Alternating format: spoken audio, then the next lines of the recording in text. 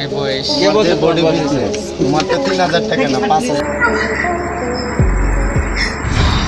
रात होते ही मुंबई में देखिए क्या हो रहा है। कमाठीपुरा नाम तो आपने सुना ही होगा, अगर नहीं सुना तो कोई बात नहीं। वीडियो के अंत तक आप इस जगह की ऐसी सच्चाइयां जानेंगे जिन्हें जानने के बाद आपके पैरों तले जमीन खिसक जाएगी। जहां एक तरफ माया नगरी मुंबई में चकाचौंध भरी जिंदगी देखने को मिलेगी, तो वहीं दूसरी तरफ लोग अपनी रातें रंगीन करने के लिए एक अलग ही तरीका अपनाते हैं।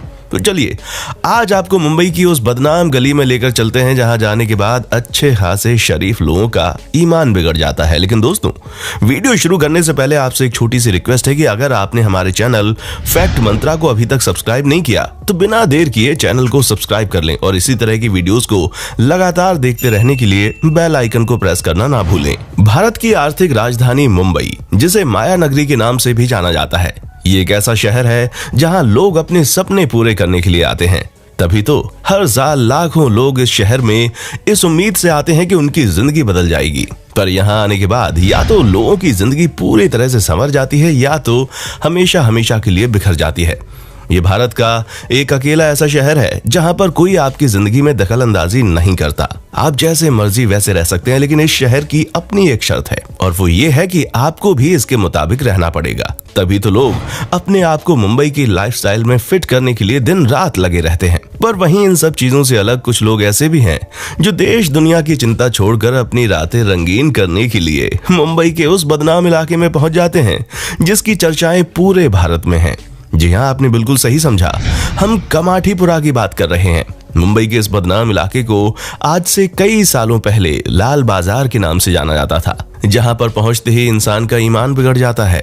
500, 1000, 2000 के रेट में यहां पर जिस्म बेचा जाता है और उसे खरीदने वाले लोग बिना एक भी पल सोचे पैसा लुटाते हैं। बस आपके पास जेब में पैसा होना चाहिए, फिर ये जगह आपको किसी जन्नत से कम नहीं लगेगी। यहाँ पर जिस्म की काला बाजारी इतने भयानक तरीके से होती है कि उसके लिए बाकायदा एजेंट्स भी मौजूद होते हैं, जिन्हें हम आम भाषा में दलाल कहते हैं। अगर आप गलती से भी कमाठीपुरा की गलियों में पहुंच गए तो वहां हर कोई आपको अपने पास बुलाएगा, कोई किनारे ले जाकर बात करेगा और कुछ लोग तो हाथ पकड़कर ही आपको अंदर ले जाएंगे। अब इन सब चीजों के बाद आप समझ जाइए कि किसी भी शरीफ इंसान की शराफत किस तरह चुटकियों में तितर बितर हो जाएगी। खैर, इस समय तो फिर भी यहाँ पर आपको गिने चुने लोग ही जाते हुए दिखाई देंगे, क्योंकि जिस्म की काला बाजारी अभी थोड़ी ठंडी पड़ी हुई है। पर एक वक्त हुआ करता था जब यहाँ का बाजार इतना गर्म था कि लोग ना चाहते हुए भी इन बदनाम गलियों में पहुंच जाते थे। तभी तो साल 1992 के वक्त यहाँ पर 45,000 वैश्याएं काम करती थीं। लेकिन उसी दौरान जब HIV का संक्रमण बढ़ने लगा, तब धीरे धीरे यहाँ पर जिस्म बेचने वाली वैश्याओं की गिनती कम हो गई, वरना तो लोग इतनी ज्यादा संख्या में यहाँ पहुंचते थे जिसकी कोई हद ही नहीं है। लेकिन HIV का संक्रमण जैसे ही बढ़ा, लोगों के अंदर मौत का डर सताने लगा।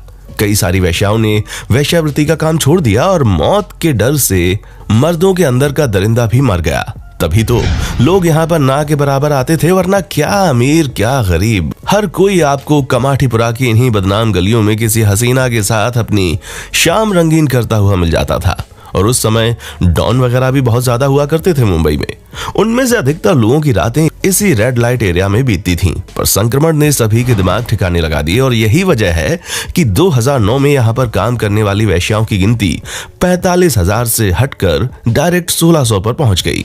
हालांकि अब हालात पहले जैसे वापस हो रहे हैं, जहां ना सिर्फ वैश्याओं की गिनती बढ़ रही है बल्कि यहां आने जाने वाले लोग भी भारी मात्रा में इस जगह में इंटरेस्ट ले रहे हैं। तभी तो रात के वक्त कमाठीपुरा की गलियां रोशनी से चकाचौंध हो जाती हैं।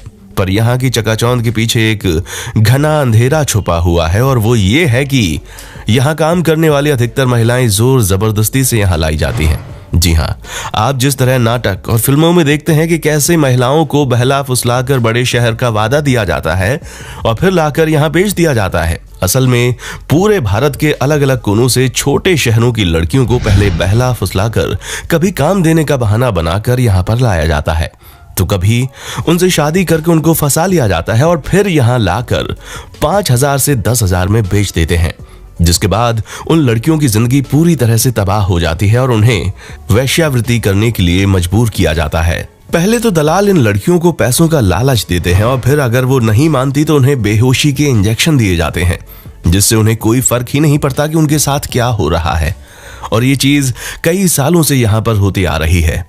हालांकि कई सारे लोगों ने यहाँ पर काम करने वाली वेश्याओं के हित में कई सारे फैसले किए, लेकिन कुछ लोग अभी भी चोरी चुपके इस काम को कर रहे हैं। यानी कि आप समझ लीजिए, अभी भी हजारों की संख्या में ऐसी लड़कियां हैं जिनकी जिंदगी इस तरह के रेड लाइट एरिया पर खराब हो रही है। हालांकि जोर जबरदस्ती का काम आपको हर जगह देखने को मिलेगा, लेकिन यहाँ कुछ ज्यादा ही होता है। और इसीलिए हमने कहा था कि कुछ लोगों की जिंदगी तो यहाँ आकर संवर जाती है, लेकिन कुछ की पूरी तरह से बिखर जाती है। और उसी बिखरी हुई जिंदगी का एक बहुत बड़ा हिस्सा इन लड़कियों का भी है, जिन्हें मजबूरन इस तरह की चीजें करनी पड़ती हैं। पर यह चीज अभी की नहीं है, बल्कि कमाठीपुरा का इतिहास अंग्रेजों के समय का है। असल में दोस्तों, 1924 के बाद अंग्रेजों ने इस जगह की स्थापना की थी ताकि अंग्रेजों के सैनिक अपने परिवार से दूर रहकर इस जगह पर ऐश कर सकें। हालांकि उस समय तो विदेशों से महिलाओं को यहाँ पर वैश्यावृत्ति करने के लिए भेजा जाता था, तो उनमें से काम और उनसे ये काम पैसे देकर करवाया जाता था। पर समय बीतता गया और ये जगह दिन प्रतिदिन पॉपुलर होती गई, जिसके चक्कर में अब ये हाल हो गया है कि अंग्रेज तो देश छोड़कर चले गए, लेकिन उनका बसाया हुआ कमाठीपुरा अभी भी भारत के सबसे बड़े रेड लाइट एरिया में शामिल है।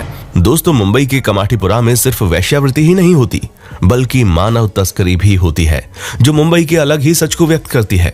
वैसे तो इन सब चीजों पर रोक लगाने के लिए सरकार दिलो जान से जुटी हुई है, लेकिन हमें नहीं लगता कि जब तक कमाठीपुरा जाने वाले लोगों की संख्या में कमी नहीं आएगी, तब तक कुछ भी नहीं होने वाला।